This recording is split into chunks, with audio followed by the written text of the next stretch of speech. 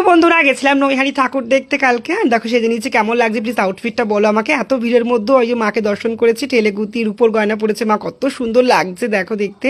এত ভিড় ছিল, ঠেলাঠেলি গুতাগুতি করে আমি ঢুকেছি বড় মাকে দর্শন করার জন্য। এই যে দেখো প্রভাত সঙ্গের ঠাকুর, কি সুন্দর লাগছে না দেখতে। তারপর এই সবার মা বড় মা, ধর্মদাস বড় মা সবার। এত অপেক্ষার পর এই ফার্স্ট টাইম আমি এত বছর পর বড় মাকে সামনাসামনি দেখলাম, সোনা মোড়া গয়না দিয়ে কি সুন্দর লাগছে দেখতে গো। মা সবাইকে ভালো রেখো ঠাকুর, সবার মঙ্গল করো। তারপর মাকে দেখলাম কি সুন্দর লাগছে। এই যে এইটার জন্য অপেক্ষা করছিলাম, একটা ভাই আমাকে একটা গিফট করেছে, আমার ফরওয়ার্ড ভিডিও দেখে, বলছিল এক বড় মা একটা ছবি তোমার গিফট করবো, ঠিক আছে।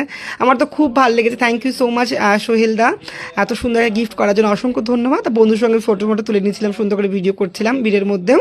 তারপরে দেখো তারা আমাকে দর্শন করলাম, কি সুন্দর দেখতে, স্টেশন ঢোকার মুখেই তারা আমাকে দর্শন করলাম। তারপর কর্ষণ বলে একটা প্যান্ডেল করেছিল, কি সুন্দর দেখতে, কত ভিড় দেখো, পুরো ধানের ছড়া দিয়ে প্যান্ডেলটা করেছিল, কত ভিড়, কত ফটো, কত মানুষ, কত সুন্দর